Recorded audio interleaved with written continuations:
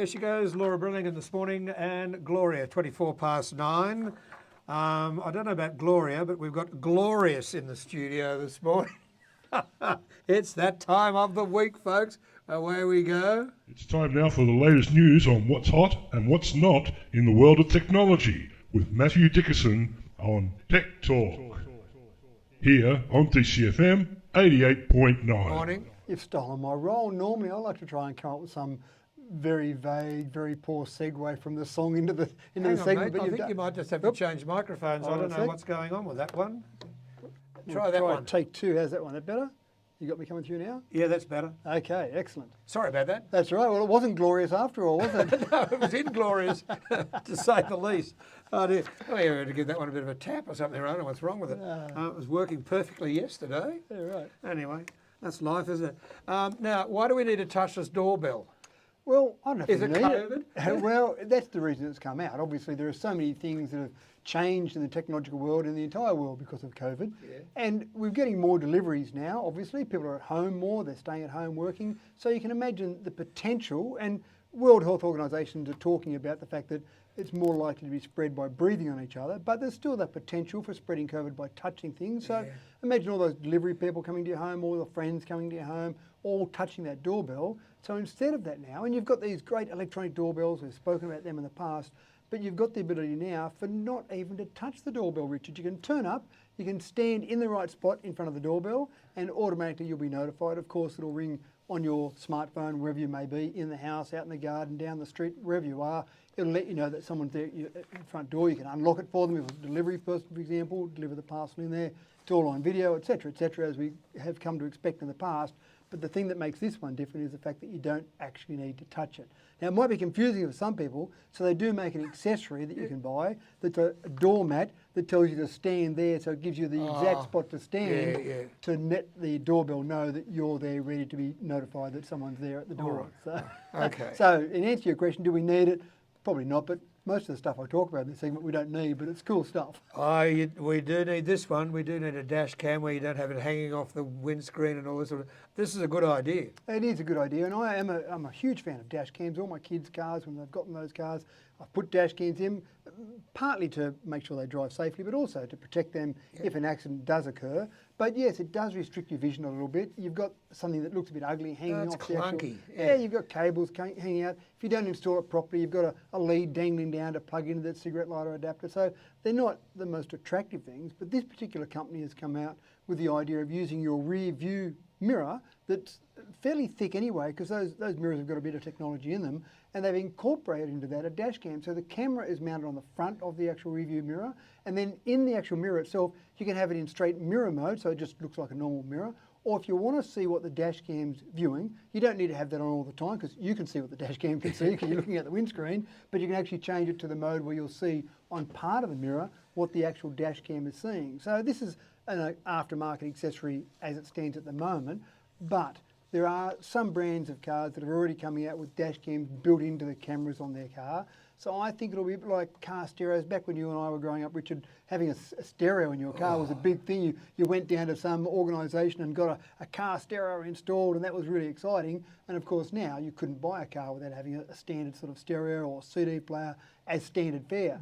I think this will happen in years to come with dash cams. At the moment, only a few brands have got it built in, but we'll see in the future these built in, and built into the rear view camera is an obvious way to do that. Yeah, I'm just thinking my rear view mirror, it's got a lot of technology in it now. It hasn't got that. Yep. It's got everything else, though, that you need. And so they're fairly thick. You actually look at them side on, they're fairly thick. That thick, But they're positioned in a spot where it's not restricting your forward view, and so it's the perfect spot to have it.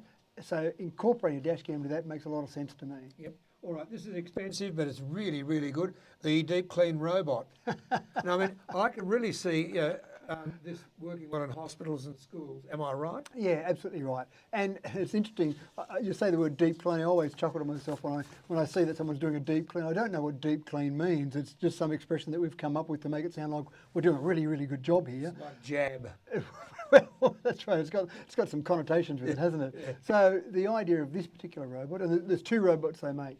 They make a stationary one where you wheel it into a classroom, for example, get out of the classroom, obviously, because you don't want to be exposed to all that UV light, and then use your phone to actually turn the actual device on. Or there's a robotic version, an autonomous robot version, where you map out the school, for example, you might have, and then after hours it will go from classroom to classroom, go into the classroom. It doesn't take long to sanitise the room with UV light, so it's only there for a few minutes and then moves on to the next classroom.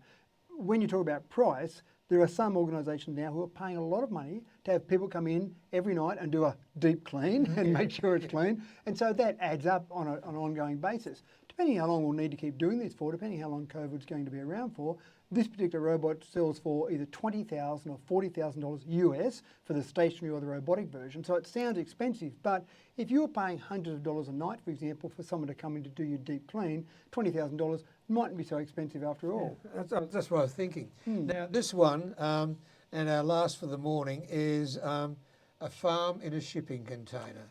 Now, does this mean that all our farmers around here are gone to going, so we're going to have shipping containers and we're forgetting about drought and all those sort of things?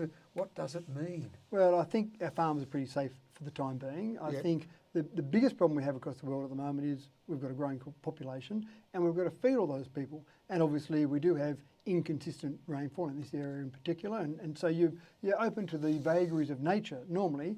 But one of the other issues is transport. So when we go into the supermarket now and pick up our mangoes or our apples or oranges, who knows where they've come from? Quite often they've come from overseas.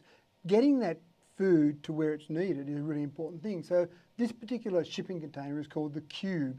It's a controlled environment. You can decide, depending on what you want to grow in it, the humidity you need, the carbon dioxide levels you need inside that, the amount of rainfall, the amount of sunlight, obviously fake sunlight that you need in there to grow whatever thing that you might need there. The idea is that you could take these to large metropolitan areas and put them in places where it might be an unused dockyards or unused building that might be ready for maybe something being built there in 20 years' time. Refugee camp? Refugee camp. You can drop these in and they can grow in a very controlled environment, which means that you know fairly accurately what you're going to get out of it. Obviously, when farmers grow their crops, depending on the rainfall and the sunlight, how good a crop they'll get. These ones, because they're controlled, you know that in X number of months, I'm going to have this much produce that's being produced, and it's there then exactly where you need it. So there's not a big transport cost.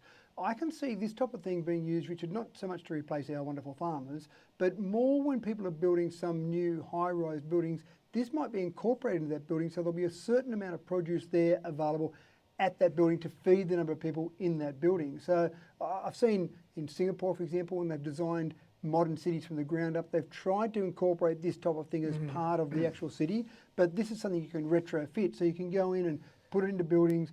Wherever you can fit a shipping container, hook it up to some power and some water, then you can actually grow produce in there. Yeah, well, that was my next question, the amount of power that's needed to do this thing. Surely if it's outside somewhere, you'd solar power it. Exactly right. Sun is still better to grow things with than using fake light from this. But again, you're assuming with this that you're producing your power in some renewable form, whether it be solar, whether it be wind. But obviously you wouldn't want to be burning coal to produce power to then power this to grow produce. It would seem a little bit counterintuitive. Sure it would, yeah. So the idea would be that, yes, hopefully you'd use renewable power. You'd use some form of recycled water perhaps. And basically you've got food there where it's needed in a very convenient form. So don't know how well it will go. Great idea. Let's stay tuned on this one. See what happens. 27 to 10, Matthew Dickinson, Tech Talk. Finally, the Woolworths scam is back again, and I got it on my computer yesterday in junk mail. Yep. Offering, and very, very convincing, offering me prizes, all this sort of thing. Yeah, they are. And let me say from the outset that Woolworths have already come out and they've said that this has nothing to do with a data breach from Woolworths. It's nothing to do with our customers. It doesn't involve Woolworths at all. The reason they've chosen Woolworths is because this particular scammer is pretty confident that everyone they send the text or the email to or will have shopped at Woolworths at some stage during the last year. It's a pretty safe bet that either Coles or Woolies in a year you're going to go into one or the other, or probably both at some stage. So they send the scam out or the text out that says, "Hey Richard," and it uses your name. So the data they've got actually links a name to a phone number. "Hey Richard, you shopped at Woolworths last year. That puts you into a random prize draw. Congratulations. Just click on this link to give us some more details." And then what they typically do is when you click on the link, they'll ask for things like, oh, we just need to cover the shipping costs, Richard. Send us your credit card and you've won a wonderful prize worth thousands of dollars, but it just costs $50 to ship, so we'll just charge that $50 to your credit card. And of course, you never see the prize and you probably see more than $50 on your credit card. Yeah, you lose $5,000 on your credit card if you got it. That's right. The other thing that might happen is that they might ask for your password. We just need to log into an account here and set up your details. So what's your normal password that you use? And of course you say that, and then they might have access to other sites that you might use that same password on. So just be warned. ScamWatch has come out and they've listed this on ScamWatch. ScamWatch is a great little site to have a look at from time to time, but they've listed this particular scam on ScamWatch, so keep an eye out for it. And really, I suppose with all these things, Richard, you just have to be alert. Yep, you do, and don't fall for it.